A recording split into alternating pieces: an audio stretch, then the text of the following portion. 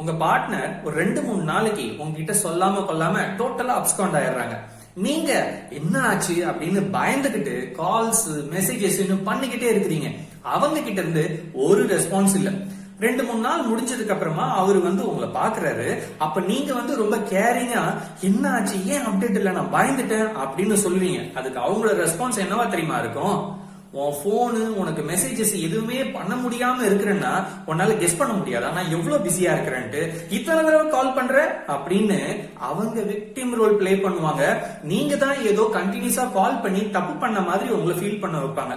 இது மட்டும் இல்லைங்க, உங்க 2 பேரும் சம்பந்தப்பட்ட ஒரு டிசிஷன் எடுக்கணும்னா நீங்க 2 பேரும் சேர்ந்து கூடி தானே பேசி தானே முடிவு எடுக்கணும். அவங்களே டிசிஷன் எடுத்துருவாங்க, உங்களுக்கு சொல்ல மாட்டாங்க. இன்னும் பெரிய காமெடி என்னன்னா, ஃப்ரெண்ட்ஸுக்கு சொல்லுவாங்க, ஃபேமிலி மெம்பர்ஸ்க்கு சொல்லுவாங்க, கொலீக்ஸ்க்கு சொல்லுவாங்க. அவங்க எடுத்த டிசிஷன் மத்தவங்க மூலமா உங்களுக்கு வரும். நீங்க யோசிப்பீங்க, என்னடா இது, என்ன சம்பந்தப்பட்ட ஒரு டெசிஷன் அவரே எடுத்துட்டாரு, ஓகே அட்லீஸ்ட் என்கிட்ட சொல்லிருக்கலாம், அதையும் சொல்லாம யாரோ ஒருத்தர் மூலமா எனக்கு சொல்றாங்களே, நான் இன்னும் அவ்வளவு தேர்ட் பர்சன் ஆயிட்டுனான்னு உங்களை ஒரு தேர்ட் பர்சனாவே ஃபீல் பண்ண வைப்பாங்க. இதுதான் 14th red flag of a toxic person.